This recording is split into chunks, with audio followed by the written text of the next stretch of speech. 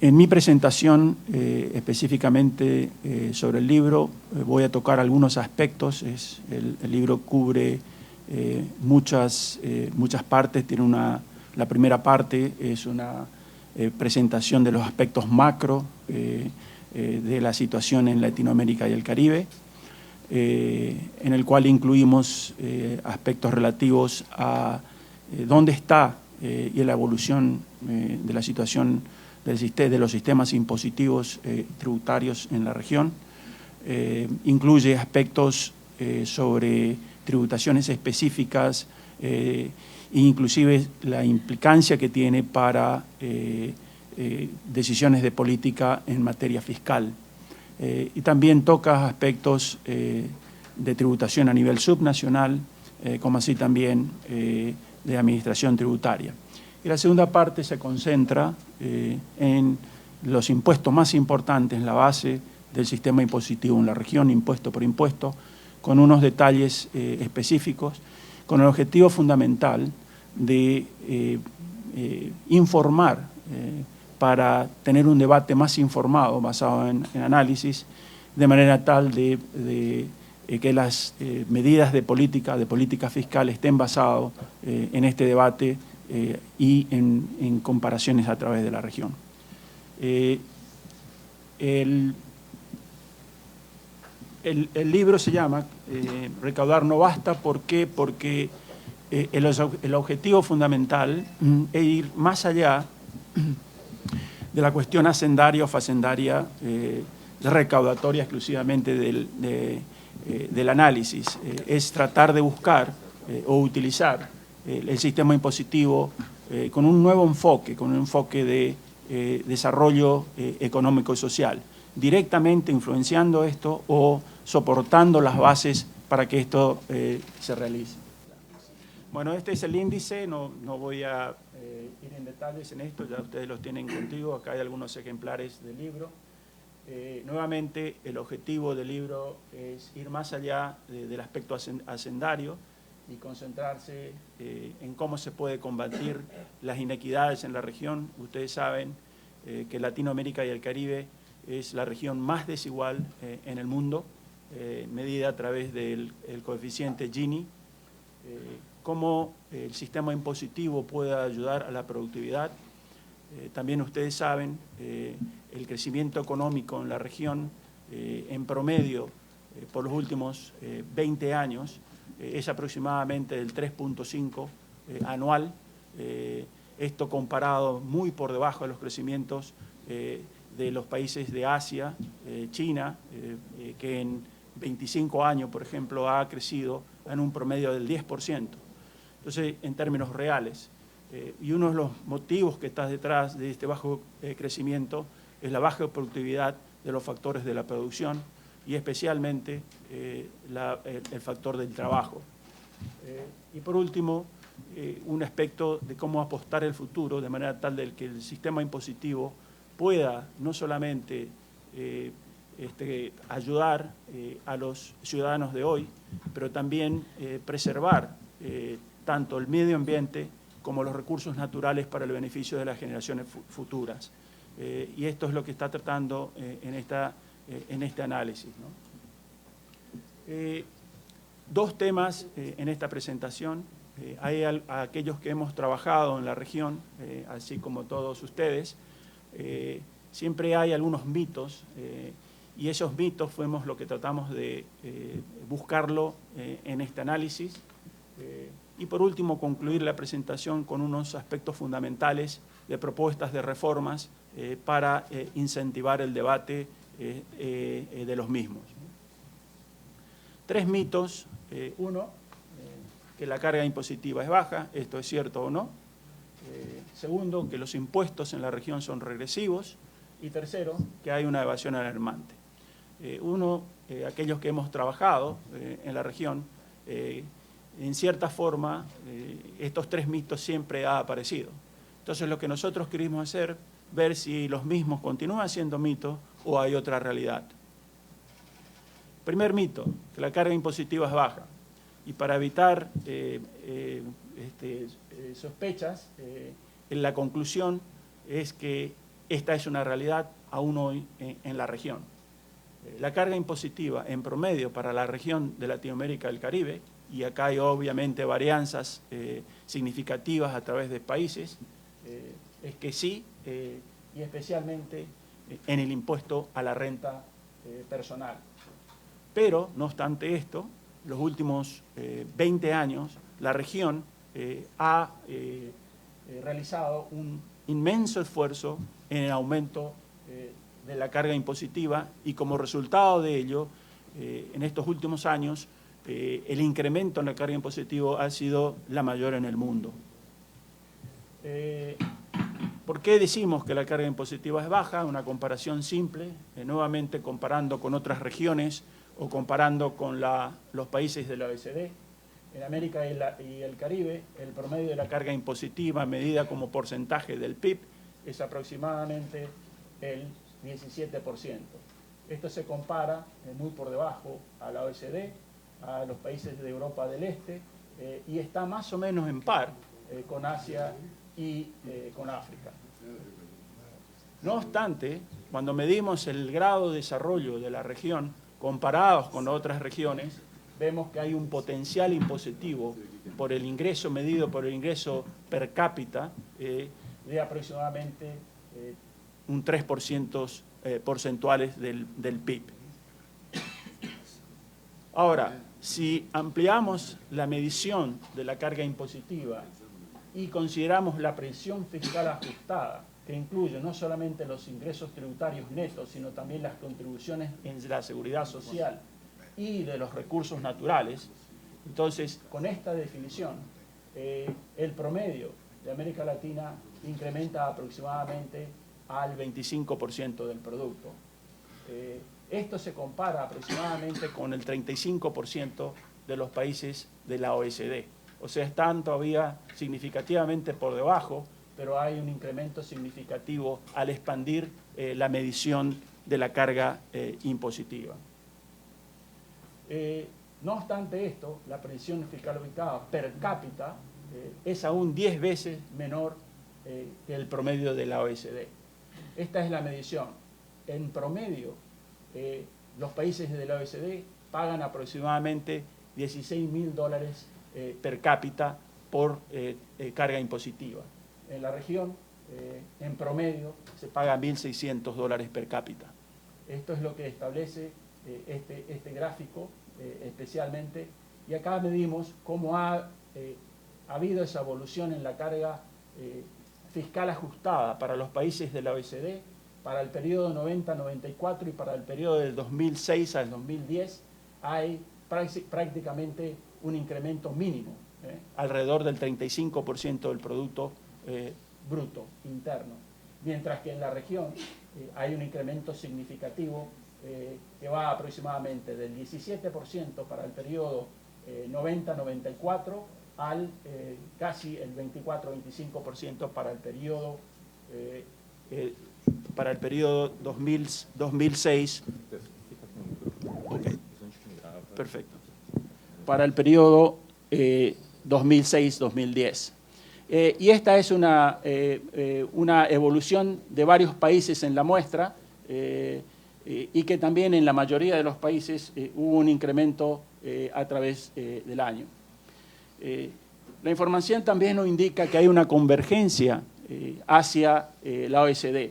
Si tomamos el estándar de que la OECD, estandarizando la evolución de 1, vemos cómo la evolución en promedio de la América Latina ha partido a partir del 90-94 de 0.67 a un índice de 0.87. ¿Okay? Hay algunos países, especialmente en el Mercosur, en el cual Brasil está, que está prácticamente en términos similares a los países de la OECD, estandarizadamente en términos de la convergencia y de la presión fiscal estandarizada en términos de la OECD. ¿Okay? Como he mencionado anteriormente, este incremento ha sido el mayor a partir de 1990 a 2010, en todo, comparado con las otras regiones en el mundo, ha sido a un incremento significativo de aproximadamente 3 puntos del PIB y el mayor comparado con otras regiones. Y esto ha ocurrido en la mayoría de los impuestos en la región. Si comparamos los impuestos, renta personal, comercio, seguridad social, renta a las empresas, todos ellos han incrementado a través del tiempo, comparando 1990-95 en promedio y luego 2006-2010. Vemos, por ejemplo, que el impuesto al valor agregado pasa del 4.3% del PIB a aproximadamente 6.3% del PIB. ¿Okay? Y esto ha ocurrido en la mayoría de los países en la región. Como hemos mencionado, algunos de los países del Mercosur, Argentina, ha incrementado su carga tributaria o carga impositiva a casi equivalente al 12% del PIB para el periodo de análisis y además para el caso de Brasil aproximadamente un 3%, ¿no es cierto? Hay algunos países que han disminuido como consecuencia del análisis en el cual resulta que los países exportadores de recursos naturales, Venezuela, México y Trinidad y Tobago, a través del tiempo han disminuido su carga impositiva. Y esto, no obstante este incremento, para el periodo 2007 y 2009, todavía existe una brecha si se mide como potencial a recaudar en función del Producto Bruto Interno. Y esa brecha es aún mayor en el caso de los, del impuesto a la renta personal. Cuando comparamos el impuesto a la renta personal y dónde están las diferencias con la tributación en los países de la OECD, vemos que fundamentalmente se encuentra en la renta personal. El impuesto a la renta personal explica el 52% de la diferencia en la tributación en América Latina y el Caribe comparado con los países de la OECD. En América Latina y el Caribe, el impuesto a la renta personal se recauda aproximadamente 1.2, 1.3 del PIB. Esta recaudación, medida de la misma forma en los países de la OECD, equivale aproximadamente al 8% del PIB. Segundo mito, son los impuestos regresivos. Y aquí la conclusión es, puede ser, pero en la mayoría de los casos hay muchas pérdidas para evitar la regresividad del impuesto al valor agregado. Y estas pérdidas están dadas por las exenciones de manera tal de evitar la tributación o de ciertos productos, principalmente aquellos productos que se piensa que beneficiaría a los sectores de menores ingresos, tales como, por ejemplo, medicamentos, educación, etcétera, que están exentos del impuesto, pero que vamos a ver más adelante generan un problema de agujerear la base tributaria del impuesto a valor agregado. Y fundamentalmente, esta pérdida de regresividad se da como consecuencia de tratar de promover la progresividad en impuestos a la renta, y especialmente en impuestos a las rentas personales. ¿Por qué decimos que la incidencia del IVA es importante? Porque la primera percepción que se tiene es que el impuesto al valor agregado es regresivo, está tasando a consumo y normalmente el porcentaje del ingreso de los sectores más bajos destinarían mayor parte de su ingreso para consumo y por ende estaría siendo regresivo. Y efectivamente el análisis nos indica que cuando se mide la incidencia del valor agregado por deciles de ingreso, el impuesto es regresivo. ¿Okay? Los deciles 1 y 2, los más bajos, pagan una tasa efectiva que va aproximadamente del 14 al 8%, mientras que los deciles más altos abonan una tasa efectiva que está por debajo del 5%. Esto es si se mide la incidencia del valor agregado en términos de ingresos.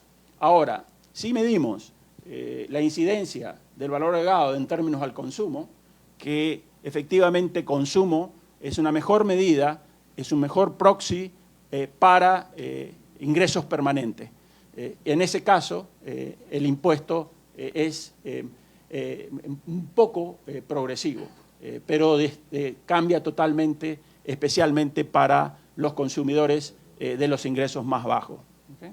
Entonces, la conclusión acá es que la medida de incidencia al valor agregado, del impuesto al valor agregado, depende mucho de la medida con el cual se mide ingreso o ingreso permanente. Hemos comparado el impuesto al valor agregado en cuanto a su efectividad y productividad y eficiencia. Es un impuesto muy eficiente, se cobra efectivamente y está más o menos equivalente a los países de la OECD. ¿Okay?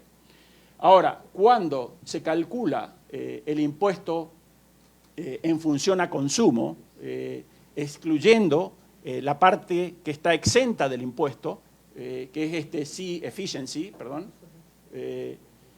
vemos que se invierte la productividad y la eficiencia del impuesto.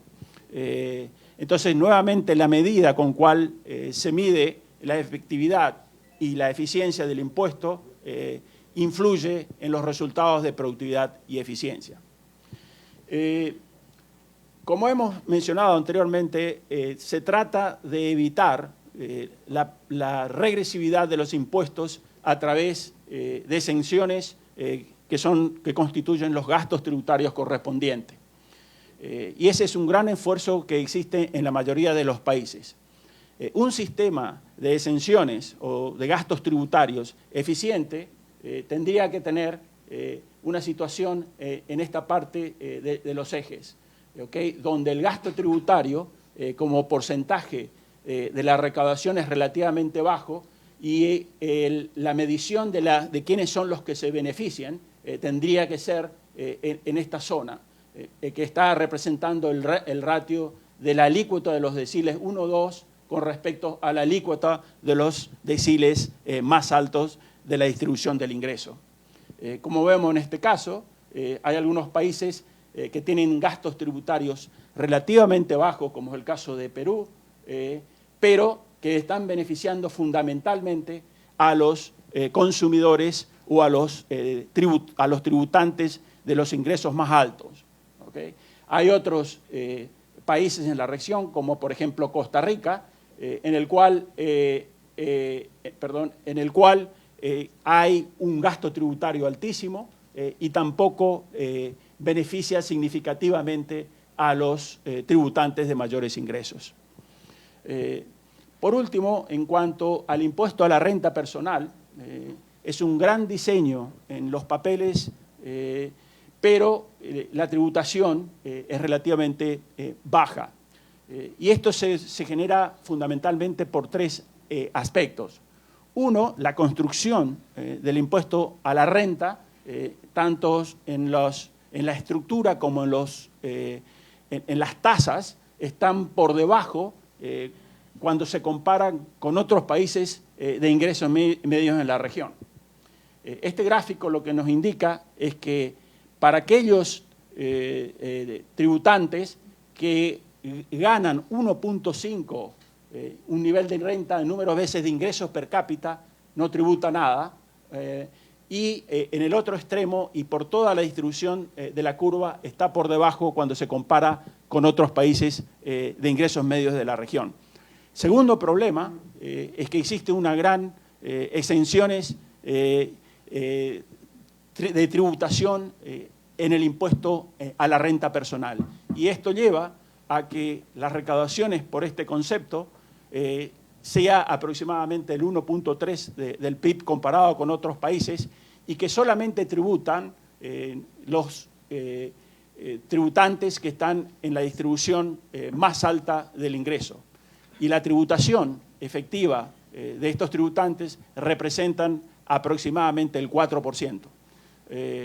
Aquí hay una anécdota muy interesante. Ustedes saben que Mitt Romney prácticamente pierde las elecciones cuando la población de los Estados Unidos se entera de que su tributación en términos de ingresos, de rentas, era aproximadamente el 13 o 14% total, tasa efectiva real, ¿no? Acá en la región la tasa efectiva es 4%. Así que esta es una anécdota. Otra anécdota muy interesante, el actor francés Gerard Depardieu hubiese preferido vivir en Latinoamérica y no en Rusia. Creo que hubiese tributado mucho más en Rusia que en Latinoamérica.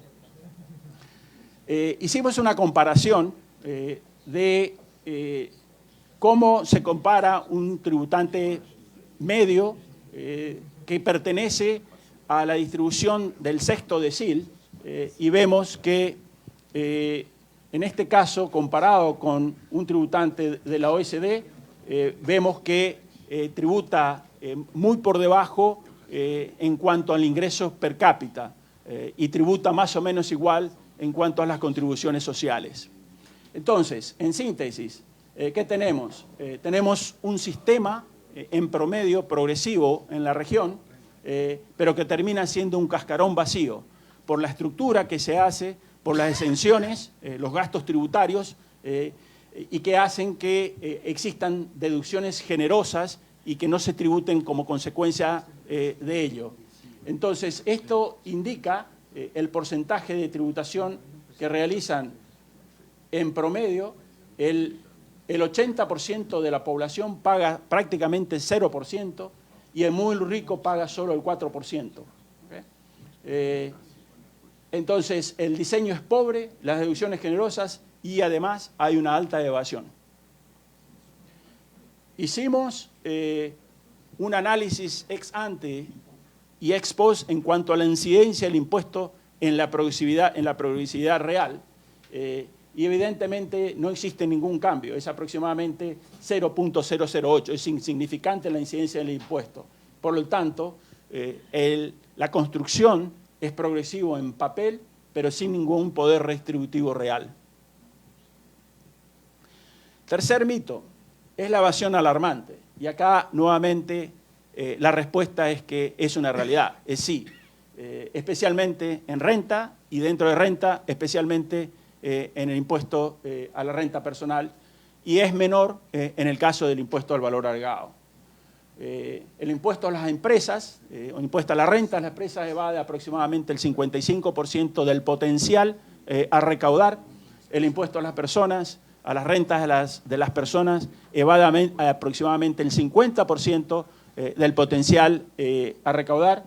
Y el impuesto al valor agregado, que es la base del sistema tributario más importante de la recaudación, que representa aproximadamente el 7% del Producto Bruto Interno, se evade aproximadamente el 25% del potencial.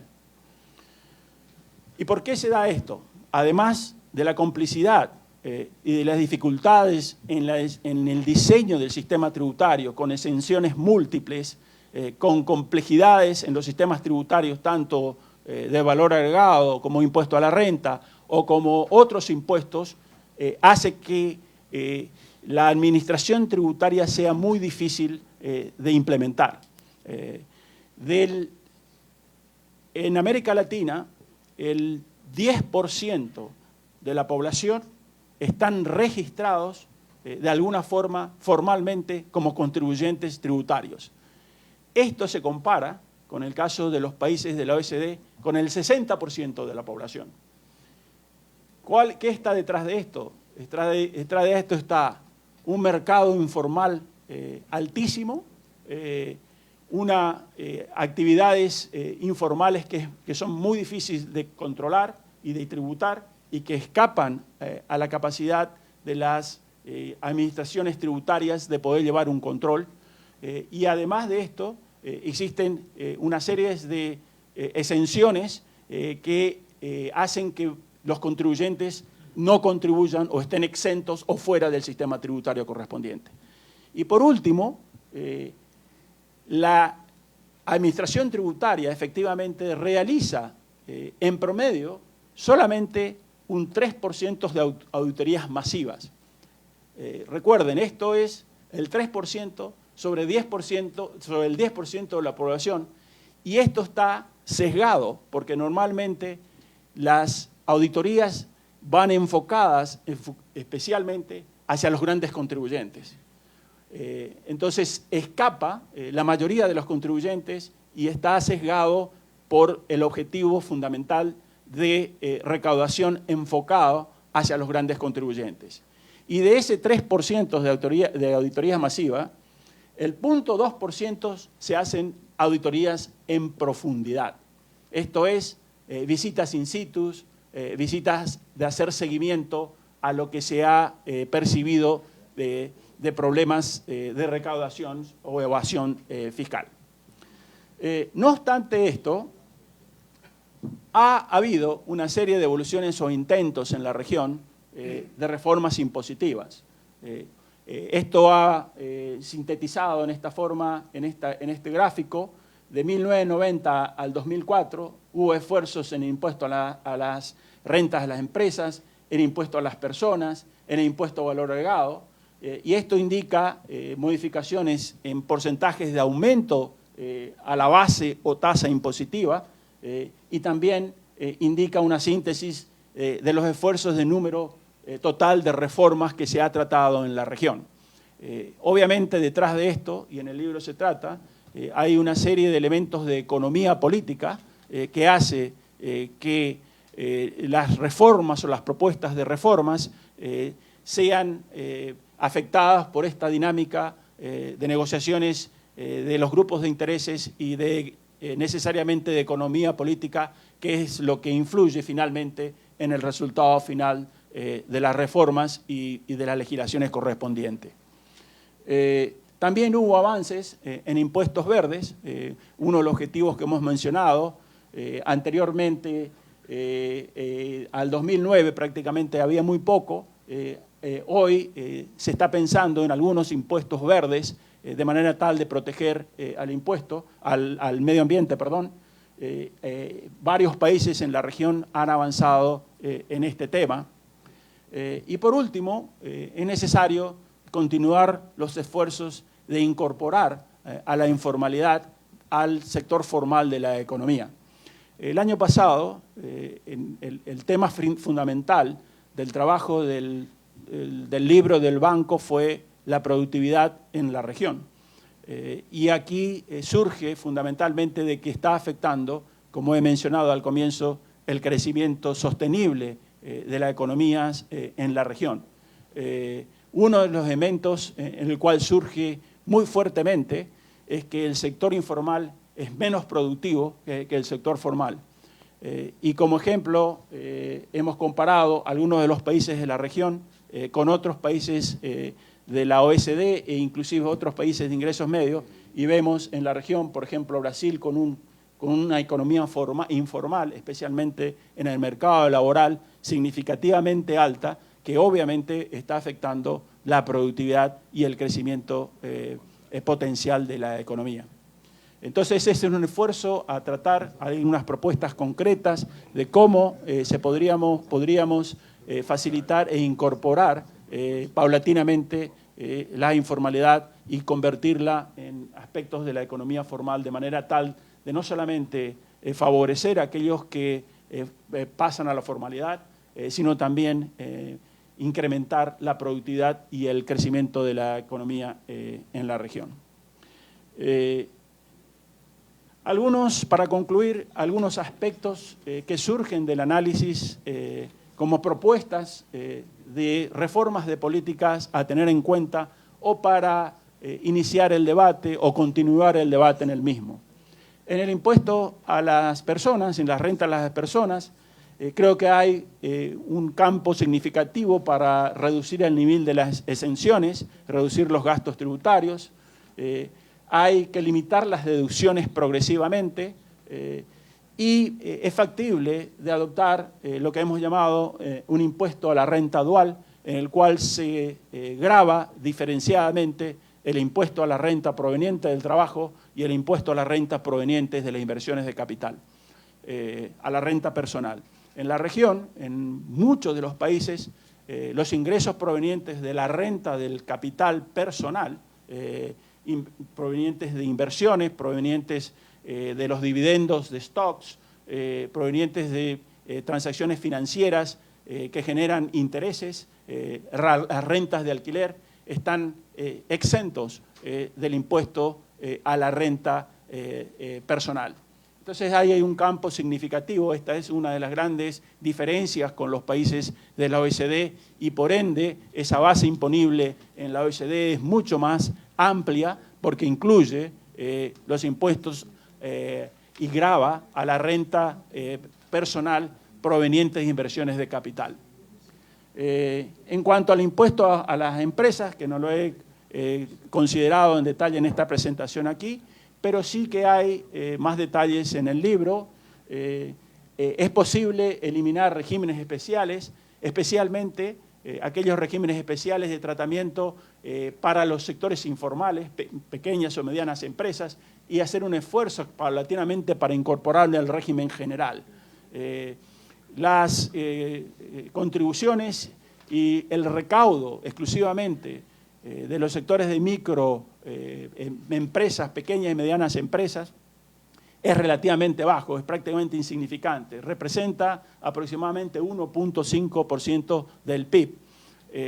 Hay una cuestión más de economía política, en lugar de tratar de reconocer esto de que desde el punto de vista recaudatorio no es importante y que genera una serie de distorsiones que afectan a la productividad y por ello en nuestra perspectiva es empezar a hacer un esfuerzo considerable de incluirlo en el régimen general y tratar de evitar estos regímenes especiales, ¿no? Reducir los incentivos impositivos de manera tal de tener mayor simpleza en el sistema tributario que facilite la administración tributaria. Inclusive hay posibilidades de disminuir las tasas al impuesto a la renta para favorecer el ahorro y la inversión, elemento que en nuestros países de la región todavía es relativamente escaso y que se podría promover a través de una reducción de tasas, siempre y cuando se compensa con otras de las, políticas en materia de impuesto a las empresas o impuesto a las rentas personales. En cuanto al IVA, al impuesto al valor agregado, es factible eliminar exenciones, unificar tasas, y esto se puede realizar para evitar la regresividad del impuesto de algunas propuestas que hemos considerado en el libro, que es compensar a los hogares más pobres.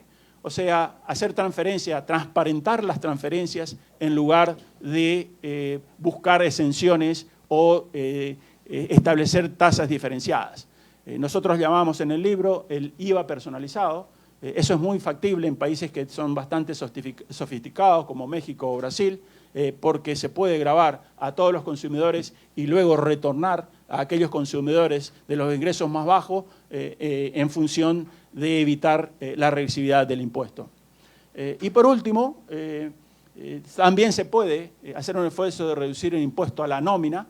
Esto es muy significativo en el caso de México y este es uno de los factores más importantes que explican la informalidad en el mercado laboral. Todo esto con un sistema mucho más simple, más amplio, con un esfuerzo de continuar fortaleciendo la administración tributaria y combatiendo la evasión. La simplicidad y la transparencia en el sistema tributario obviamente va a facilitar la administración tributaria. Con esto los dejo. Tenemos ahora una pequeña presentación de algunos de los aspectos específicos relacionados al sistema tributario en Brasil. Luis va a hacer esta presentación y para beneficio de todos, él lo hará en portugués.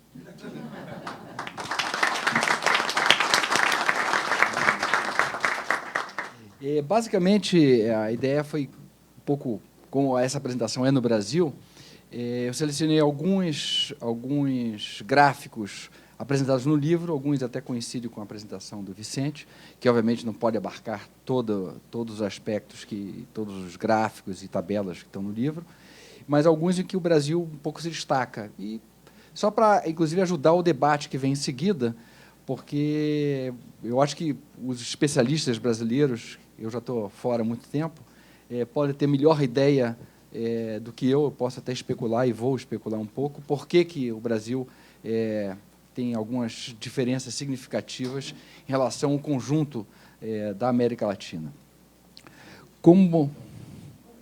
Desculpa. Como a gente pode ver, por exemplo, esse gráfico mostra a brecha da carga impositiva. Quer dizer, aquilo o Vicente deixou muito claro que, de uma maneira geral, para a América Latina, nós arrecadamos abaixo do nosso potencial tributário. Obviamente que nós brasileiros sabemos que esse não é o caso específico do Brasil, né? Nosso problema não é arrecadar pouco, né? Então, pelo contrário, nós arrecadamos bem acima do, digamos assim, do potencial tributário. Então, alguns países, Uruguai, coisa e tal, estamos aqui, o Brasil está bem acima do potencial tributário, medido em função de renda per capita e alguns outros fatores, mas o principal que explicaria isso é um trabalho de regressão que usualmente se faz para comparar pares e ver como o país poderia estar arrecadando. Então, de uma maneira geral, a América Latina arrecada muito menos. Certos países, como o México, Panamá, Trinidad e Tobago, por exemplo, países que têm, como o Vicente falou, outras fontes de receita, no caso México, petróleo, Trinidad e Tobago, gás e petróleo, o Panamá, receita do canal, ou seja, países que têm fontes alternativas de financiamento acabam arrecadando muito abaixo do seu potencial, dado o seu nível de renda per capita. E alguns outros estão até um pouco acima, né? Um outro ponto também que a gente vê aqui é a mudança na carga tributária. O Vicente mostrou que o Brasil cresceu cerca de 3,1%. Foi um crescimento relativamente modesto, porque o Brasil já arrecadava muito no início dos anos 90. Então, vimos que a gente arrecada muito e, ainda assim, cresceu. Agora, países como a Argentina, que sempre me surpreendeu, em 2000 arrecadava muito pouco, quer dizer, a crise fiscal da Argentina era principalmente uma crise de subtributação, arrecadava-se muito pouco frente ao potencial arrecadatório dado pela renda per capita, pelo potencial da economia. Eles viram que não havia como ajustar o país se não fizesse aumento, e lograram isso. Não estamos aqui discutindo a Argentina, a gente pode até questionar a forma. Alguns impostos não muito eficientes estão por detrás desse aumento de arrecadação em vários dos países. Mas, enfim, o fato é que o Brasil cresceu relativamente pouco, porque já tinha uma base mais ou menos elevada. Como o Vicente mencionou, as diferenças entre as alíquotas nominais ou legais, ou estatutárias, né? E a gente vê que as grandes mudanças, né? Então, a gente vê que, no caso do imposto de renda de pessoa física, houve até uma redução entre 95 e 2010, entre a alíquota máxima. O imposto de renda de empresas, nós temos aí uma alíquota, mas não são significativamente diferentes, né? Quer dizer, existe um certo alinhamento. Alguns países têm alíquotas mais baixas, mas existe um certo alinhamento do coisa. O IVA, sim, é que, no caso do Brasil, inclusive, fica muito difícil. Vocês devem então estar olhando o livro, que em alguns momentos a gente nem bota o Brasil em certas comparações. Por exemplo, produtividade do IVA. É impossível a gente calcular a produtividade do IVA. Para começar, nós temos pelo menos 3 IVAs, ou três coisas que deveriam ser IVAs e que estão cada vez mais distantes de IVAs, né? Mas, com tantas alíquotas, fica muito difícil você imaginar a produtividade deles. Mas, então, essas relações aqui. Uma coisa que, de uma maneira geral, houve uma redução muito grande em vários países, mas que no Brasil não se alterou muito, foi a importância dos impostos de importação. Porque o Brasil também já não era muito alta, mas, enfim, temos aí essa coisa. E as contribuições sociais. Quer dizer, Essas são as taxas. Quer dizer, não houve muitas alterações, mas as taxas são as taxas nominais, né? Então, mais ou menos constantes. Não tiveram grandes modificações, o Brasil até aumentou um pouquinho a taxa nominal sobre as importações.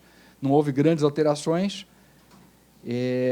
Outra coisa que vale a pena a gente olhar também o Vicente comentou, a questão dos gastos tributários, aquelas isenções, os incentivos fiscais, o custo daquilo que a gente exonera, tanto no imposto de renda pessoa física, pessoa jurídica, etc. No caso do Brasil, é muito importante fazer logo um alerta. Aqui é muito maior do que isso, porque não incluímos o grande gasto tributário, que são dos estados e dos municípios também. Tá? Quer dizer, a renúncia fiscal do ICMS, a renúncia fiscal do ISS e do próprio IPTU, que não é medido. Quer dizer, em princípio, nas LDOs deveria haver alguma estimativa dessas renúncias por determinação da Lei de Responsabilidade Fiscal, né? Mas ninguém consolida esses números, não existe um critério homogêneo de estimação, então se colocam números nas LDOs, mas a gente fica muito difícil agregar esses números.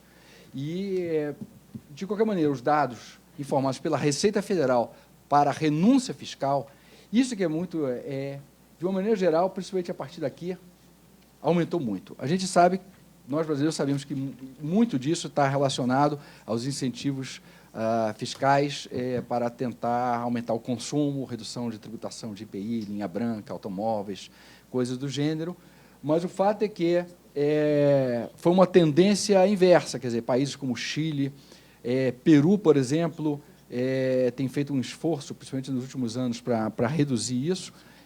No Brasil, houve um aumento dos gastos tributários com percentagem do PIB. Eu acho que o tema talvez mais polêmico, que todos, em algum momento, eu imagino que vão discutir aqui, esse número não é do BID, mas a gente apresenta aqui, é um número que é tirado de um trabalho que é feito anualmente pelo Banco Mundial, do Doing Business, mas que realmente assusta a gente. A América Latina, de uma maneira geral, o custo de fazer negócio é muito alto. E dentro do custo de fazer negócio, o custo em termos de horas dedicado para pagar impostos é muito elevado. E dentro de todos esse conjunto de países, de cento e tantos países, o Brasil está a pior situação. Está em posição 183, com uma dedicação aí, média de 2.600 horas. Sempre se pode questionar o termômetro, né? Isso é a tendência nossa, sempre questionar o termômetro. Mas é o mesmo termômetro com critérios semelhantes aplicados a muitos países. Eu não diria que, por um acaso, todos os critérios do Banco Mundial foram feitos de tal maneira que acaba distorcendo quando tenta medir o Brasil. Eu acho que, evidentemente, pode ser que não seja bem isso, mas, evidentemente, nós não estamos bem na fotografia. Quer dizer, o custo de pagar impostos no Brasil é muito grande. Começa se você tem uma empresa, que a ideia é que são empresas globais, então, se eles pegam uma empresa que faz negócio em todo o Brasil, vai começar a ter que se submeter a 27 legislações de ICMS. Para fazer, né, uma Nestlé que quer vender leite ninho, são 27 legislações. Então, tem que atender não apenas ao fisco federal, mas a vários fiscos. Então, isso tudo, obviamente, que complica. Então, esse é um ponto que o Brasil precisa trabalhar. A América Latina, de uma maneira geral, tem que trabalhar, porque você vê que o posicionamento é sempre muito alto. Quer dizer, o país que tem a melhor posição é Belize, porque também não tributa nada. Pô. Então, gasta-se poucas horas, porque também tem muito poucos impostos, arrecada muito pouco. Mas, de uma maneira geral, as posições são todas, mesmo países bastante sofisticados, etc., tem uma posição bastante desconfortável em termos do ranking mundial. Quer dizer, isso é algo que a gente realmente tem que trabalhar. Enfim, esse é o trabalho do Doing Business do Banco Mundial. Esse também é um trabalho que mostra, enfim, uma tentativa de reformas e ver o que isso logrou em termos de de aumento da arrecadação.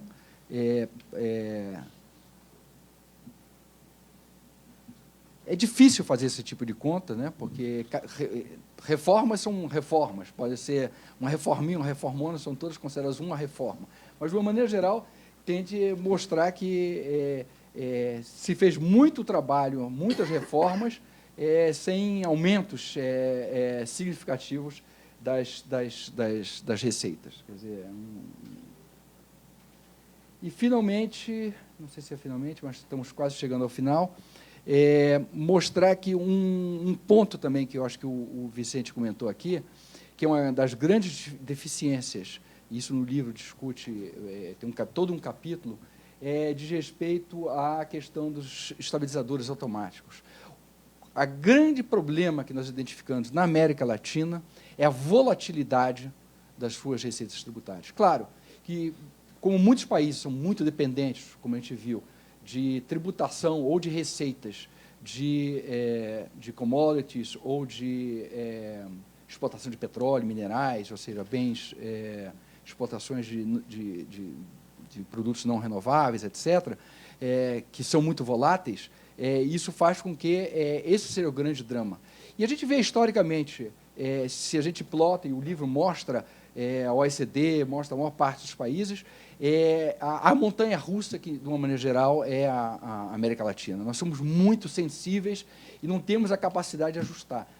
A política fiscal deveria ter um papel, seja de uma maneira automática, seja de uma maneira proativa, de funcionar como colchão para essas variações, né? Ela atuando de maneira a contrabalançar os ciclos econômicos.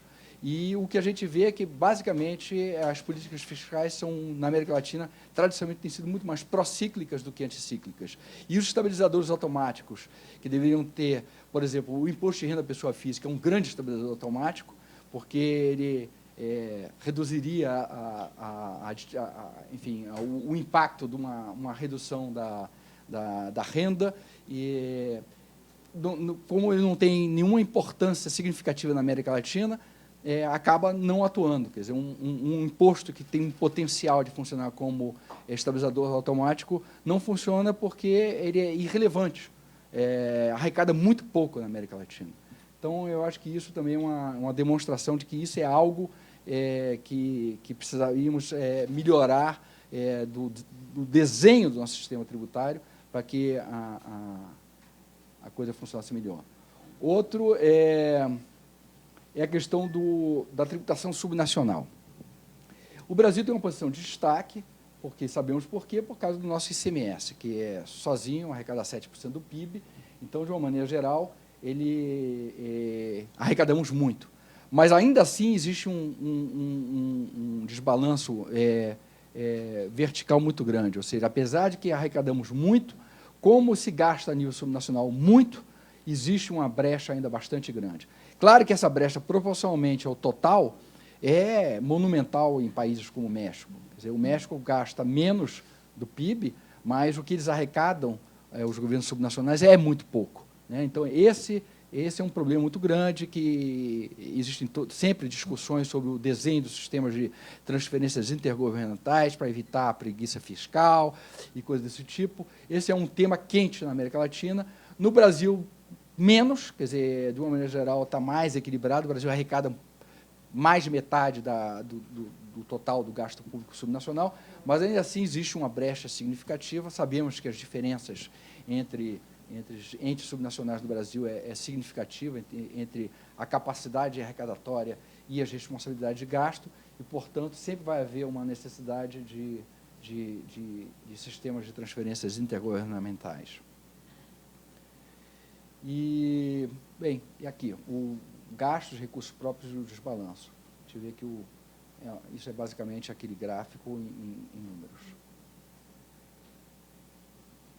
A composição, ingressos próprios, transferências.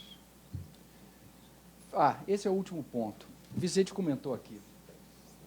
De uma maneira geral, os regimes simplificados, eles não arrecadam nada significativo, né, no mundo. Mesmo países como o Canadá, que tem, arrecadam pouco. Brasil tem uma característica que diferencia significativamente de todos os países, que é o limite em percentagem da renda per capita. Enquanto a maior parte dos países... Desculpa. Enquanto a maior parte dos países, os níveis de acesso à tributação preferencial dos regimes simplificados razoavelmente baixo, né?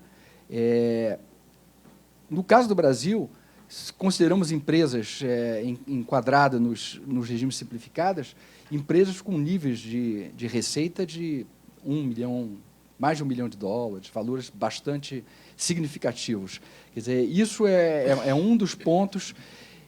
Eu sei que existe uma argumentação, o Brasil também tem uns sistemas tributários mais complexos, então o fato de você ter uma base muito ampla do Simples é uma resposta, digamos assim, nossa, para pelo menos incluir as pequenas empresas. Mas isso nos gera um problema muito grande de nanismo fiscal, empresas não vão, a tendência é elas não crescerem, não se inserirem no sistema produtivo. Eu acho que isso também é um tema que poderia ser melhor discutido por vocês. Mas isso é um ponto que realmente deixa o Brasil fora dos esquadros, né?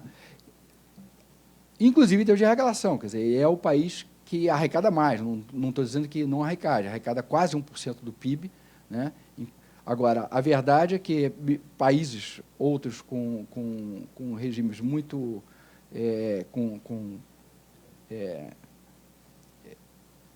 patamares muito mais baixos para a tributação especial, arrecadam alguma coisa razoável.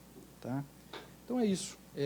Só alguns quadros destacando dentro do livro do BID o Brasil em termos de comparado com a América Latina, para facilitar os debates que esperamos que venham agora em seguida. Obrigado.